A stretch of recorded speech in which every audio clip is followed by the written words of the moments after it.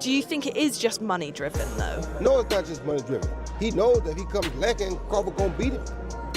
Crawford knows if he comes lacking, Canelo gonna beat him.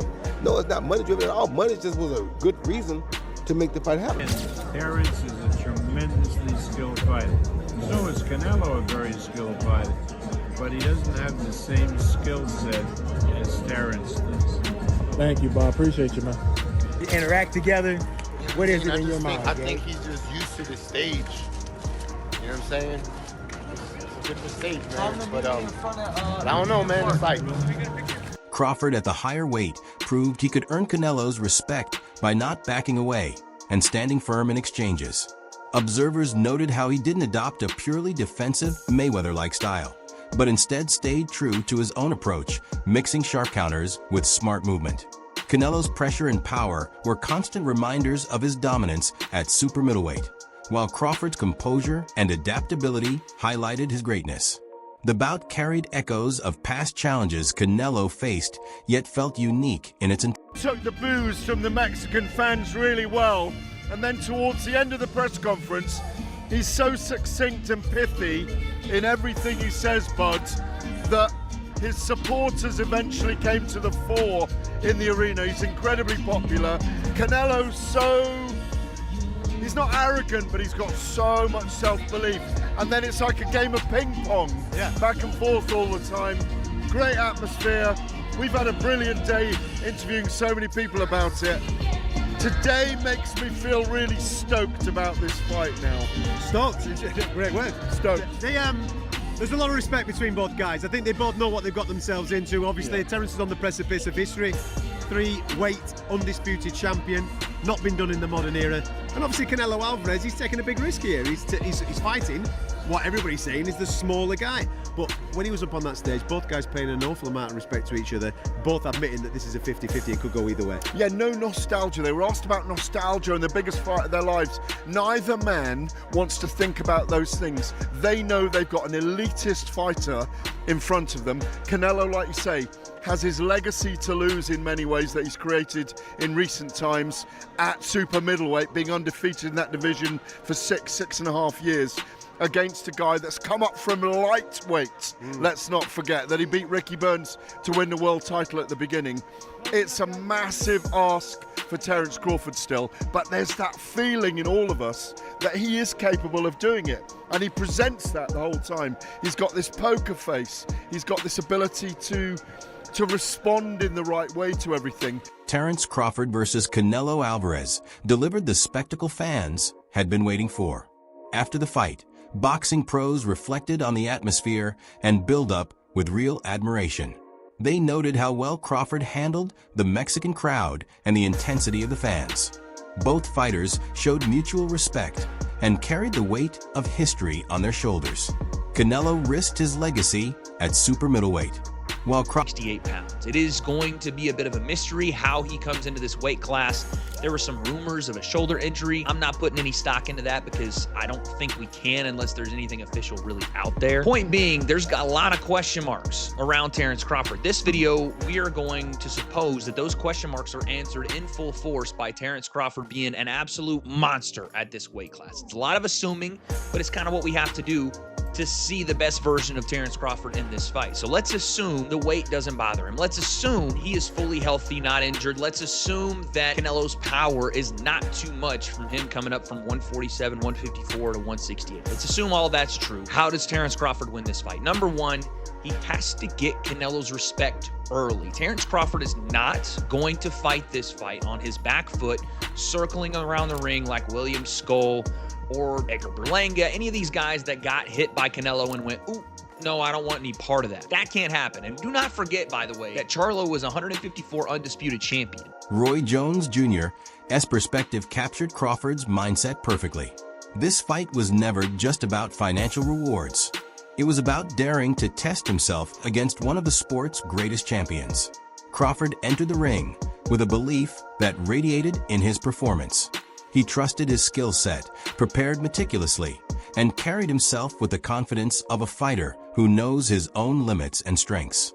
Observers saw moments of brilliance that spoke to his self-belief as he adapted to challenges and showed resilience under pressure.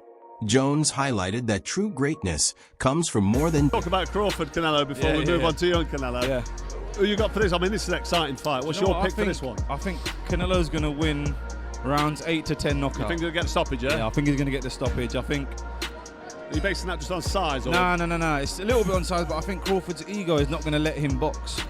You got to remember, so you think I'm taking him on? Yeah. And I think he'll do what he has to do at the start, realise it's not going to work. Later on, try and match him, and that's it. Game over. See, I think if Crawford's got to do the job, it's got to be boxing, moving, keeping that. That's the only way it can be done. He can't fight him, can he? No, he can't fight. And you're saying there he gets drawn in because he just might do because he's unbeaten. He fancies himself as a bit of a tough. Well, he's tough, isn't he? He's tough, strong. He does everything well. Yeah. But at this weight, but Canelo was down at welterweight when he started, up at light heavyweight, and obviously been beat. He lost to Mayweather and lost to Dimitri Bivol. Yeah, but Bivol was too much for him. Yeah, back down at super middleweight now. That's probably his comfortable weight, and he just think Crawford's just not big enough. Nah, I don't think he is, man. And the thing is, for someone like Canelo, you got to either throw punches in bunches like Bivol did, or you got to be there where he respects your power, like GGG and these guys. So.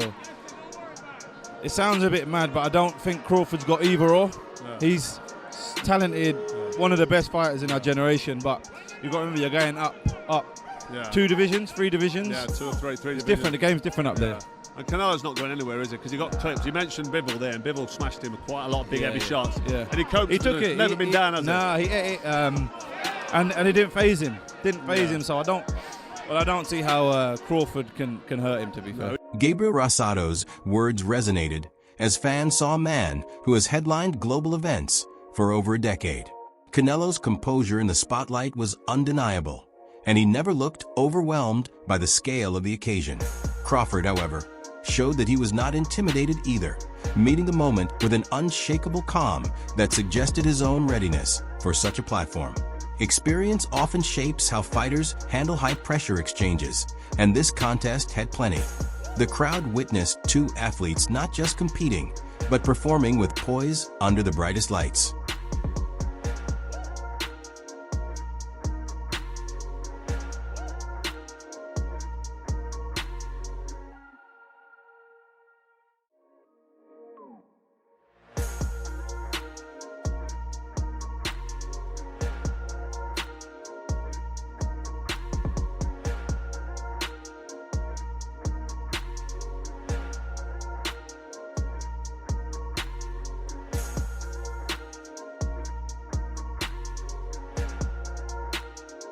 Weird. It's quite difficult to read. Canelo's not as difficult, but Canelo's just so much more experienced. And yes, they're going to look physically the same, but he's the natural 168 pounder. He's the one that's taken shots from guys that probably on a fight night weigh in nearly 200 pounds, and he's been able to eat those shots, eat them, right? I mean, we haven't seen Canelo wobbled since Miguel Cotto's brother wobbled him way back when, right? I mean, apart from that, this guy's taken shots off Gennady Golovkin. And anyone that can eat shots off Golovkin, I'm sorry, you've got my full respect, because we know how hard Golovkin hits. What will Crawford's legs look like after a few rounds against Canelo? Like, Crawford's going to have to be active. One thing Crawford's got to understand as well, it's in Vegas. If you want to beat Canelo, you got to beat Canelo. A bit like Bivol did. You've got to make sure there is no arguments. It's all said and done. I did way more work. So Crawford's got to be busy. Canelo, we just know, isn't going to revert back to Canelo of 6-7 years ago. It ain't going to happen. So what Canelo does do is he tries to hurt you with one big shot now. He won't load up. He'll tap you, then bang. I think we've seen that, especially that shot he throws where it looks like he's going to go to the body, then it goes up top. He's really good at that shot. So Crawford's got to look out for that. I think Crawford wins quite a few of the early rounds. And then I think the weight of Canelo's punches, the weight in Crawford's legs start to take some impact, and I think Canelo starts to eat a lot of the second half of the fight rounds, and then I think it comes down to who can do something in 11 and 12 championship rounds. I really do believe that's how it's going to play out. I've got a feeling that Canelo will hurt Crawford. Bob Arum's reflections captured the essence of what unfolded. Crawford showcased his trademark intelligence, blending offense with defensive adjustments, while Canelo's skill, though perhaps not as quick and flashy as in earlier years, carried the weight of experience. Observers noted moments where Canelo relied on ringcraft rather than sheer volume, pacing himself to create opportunities for his power punches. Crawford, meanwhile, carried the aura of a fighter determined to prove that skills can transcend divisions. The contrast between youthfulness and around a whole bunch of dope people, right? His whole camp, we all know, is 7 people's been busted there. So how and why is no one asking about if he's been dope tested for this mega fight, right? And that's what I've been watching for. And that's why, you know, my interest is waning, my interest, because I understand that there's people who don't care. You know what I call boxing here, BTBG, beat the black guy. That's what I call boxing. That's what I've been seeing for years, right? Example, who gave a damn when Devin Haney was cheated with Ryan Garcia? Full of dope. All they were doing is celebrating a win, was what they were calling it, with somebody doped. In the aftermath, conversations inevitably drifted to the issue of P testing, with some still questioning whether Canelo faced the same scrutiny as others in this weight class. The fight itself, however, remained the main focus. Both men performed with remarkable discipline, displaying fitness and conditioning that reflected months of preparation.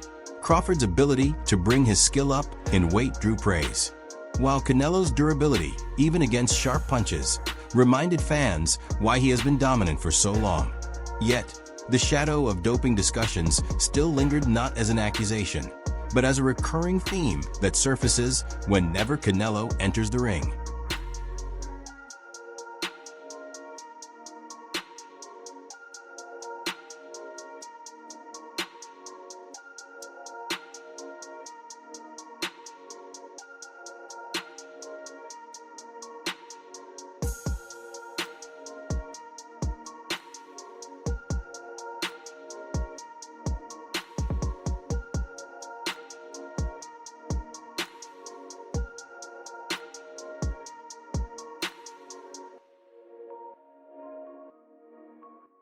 Are you willing to pick him over Canelo? That fight's gonna happen in September at 158. Well, it's a big difference in weight with Canelo and Terence.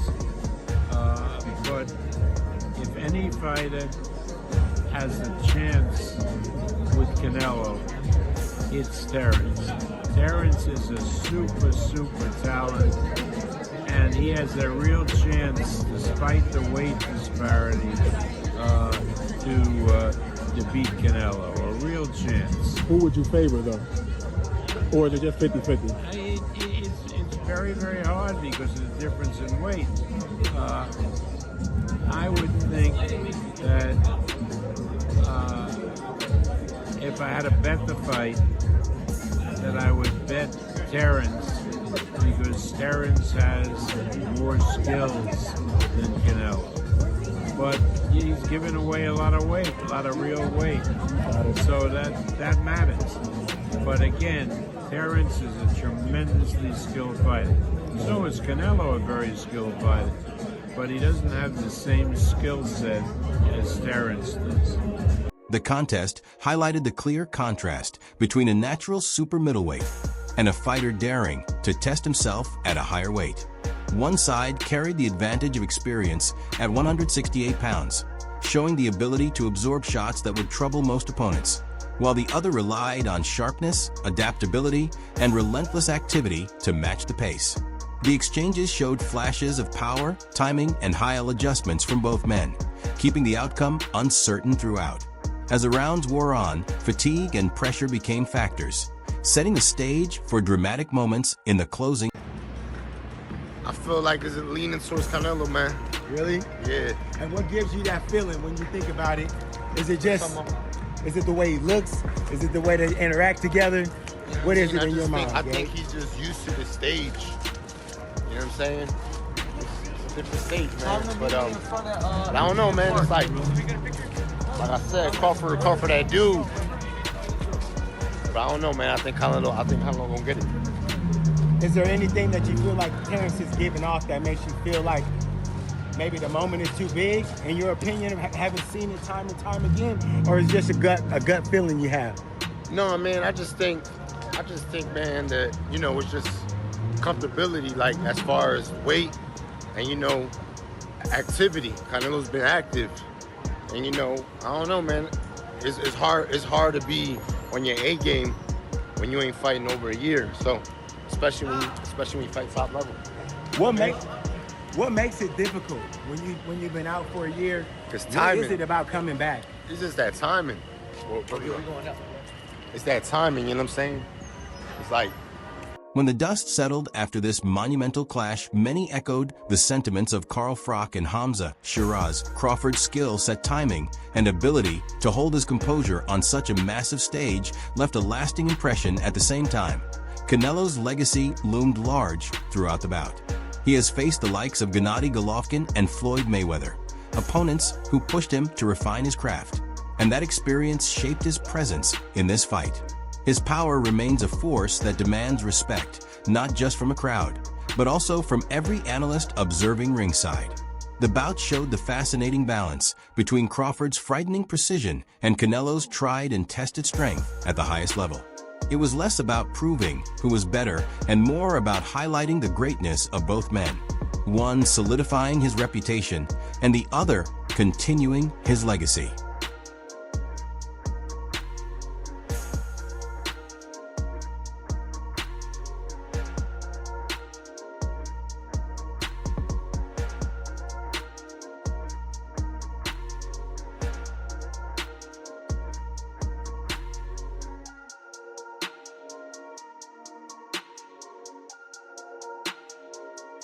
Good morning, Wayne.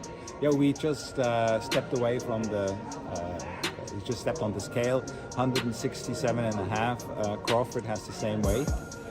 Interesting. And so they both seem to be in great shape. Canelo is ready. He's mentally ready as well, in a great mood. Feels strong, looks strong, and is ready to perform.